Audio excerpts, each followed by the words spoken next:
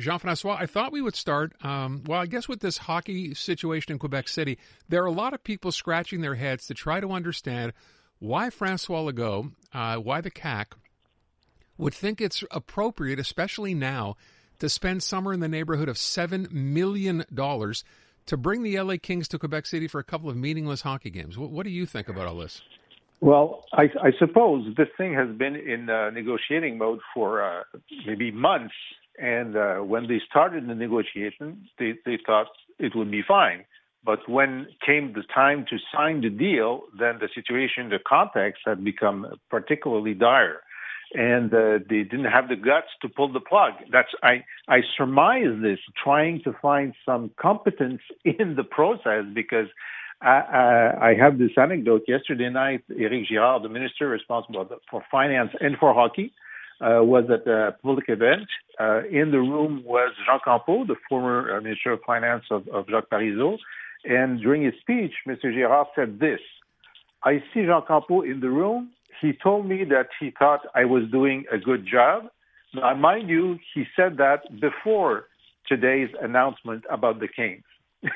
And so it shows that he himself, a few hours after the announcement, realized how bad this was.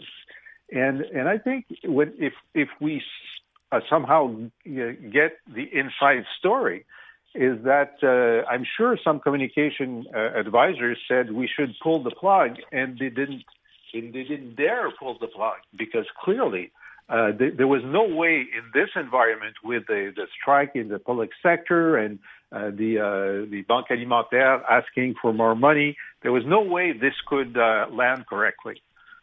I don't get it. It's baffling. It's absolutely and I was just thinking, as if these negotiations with the public sector strikers are going to go well from this point on. I mean, it's so tone deaf. Yeah, you have $7 million to throw at a professional sports team that doesn't need the money, but you're not going to go ahead and pony up for the people who are going to go on strike, already are on strike in some cases.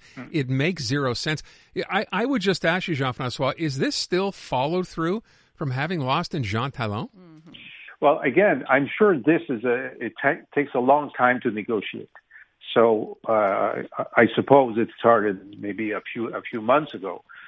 So maybe after the Jean Talon loss, they said, at least this is going to be a good news. Okay. And they might have miscalculated, but the day before the announcement, Girard is still trying to do this dance toward Gary Bettman, trying to convince him that Montreal is a hockey city. I and many others that know more about that than me have determined a few years ago that as long as Gary Bettman is there, there will never be a hockey team in Montreal, in Quebec City. Yeah. So there's no point in spending a dime trying to woo him. But maybe the memo didn't get to Girard best. Well, and it's just, again, the optics and the timing, right? Like, why not try to resolve the strike, wait a little bit, make the announcement a little later? It didn't need to be made today. And I feel in terms of, again, optics and being tone deaf, the Montreal budget falls right into that. We're hot on the heels. The number two just had to resign on Monday due to, misspending and gross misspending. And yet they came out with this budget today thinking, oh, no, this is what Montrealers want. They couldn't have been more wrong, Jean-François. Well, they have constraints in terms of timing for the budget. So I'm sure that they would have liked to do this later on. Sorry, what I should have said there is that they should have been making adjustments to the budget. I understand that they were held to this date today. I understand that they had to do it today. But how do you present what they presented in good faith to people, thinking they're going to accept this? Well, even in a calm sea, the highest hike in more than 10 years would not have gone down easily. But then again, we have had last year the highest inflation in more than 10 years. So it would have taken a magician for the municipality not to hike the taxes pretty much at the inflation rate. So I don't blame this. I don't blame them for that. Costs are getting higher for everyone, and including the city. And you're going through line by line. So what the money they add, and some lines are debatable. If you're against biking, you say, well, you could have saved on this. You could have pushed back a couple of years for the winter big sea season. And, we can have reasonable discussions. but the budget is not unreasonable, and the hike is not unreasonable in the context. What is harder to understand is why some boroughs will pile on a substantial amount that will be far over the inflation, and that's for the boroughs to stand up and explain how they cannot stick with inflation. Yeah, listen, you're right. We could debate this back and forth, but it seems to me, Natasha and I have been talking about this all afternoon, whether you're against bike paths or cycling or whatever or not, spending $500 million on this right now does not seem like the smart thing to do. And I don't know how you disagree with that. And adding jobs and investing more money in the OCPM at a time that I think most people think you should just get rid of it.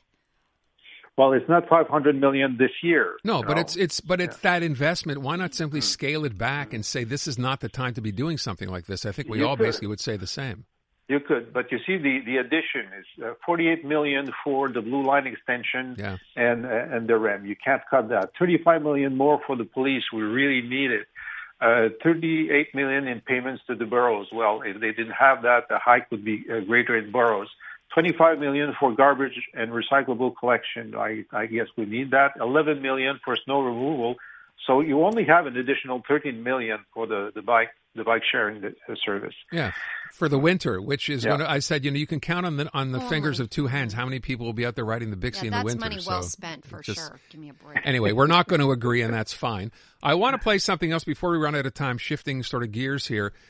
Justin Trudeau coming out yesterday, addressing the situation, Israel-Hamas, and drawing rebukes today, first of all from Israel and others as well. Here's what he said. The human tragedy that is unfolding in Gaza is heart-wrenching. I have been clear that the price of justice cannot be the continued suffering of all Palestinian civilians. Even wars have rules.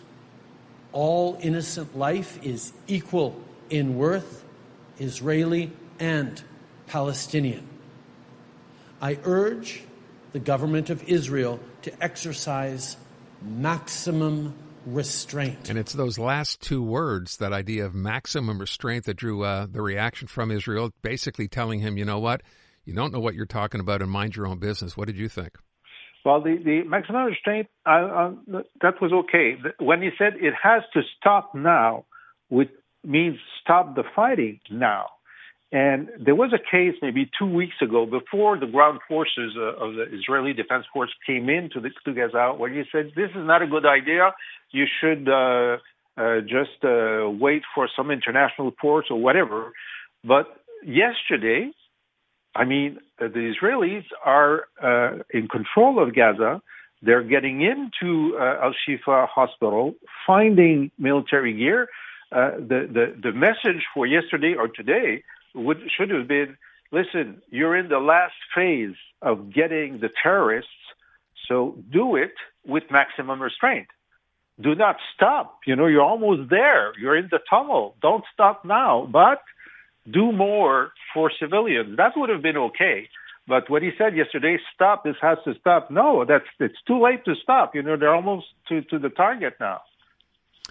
So, choice of words, couple of words said the wrong way. But as I said, reaction from Israel was pretty rapid and understandable for him involving himself in this. You kind of wonder if he stepped in it a little bit too far, as you're suggesting, maybe if he'd have said something different.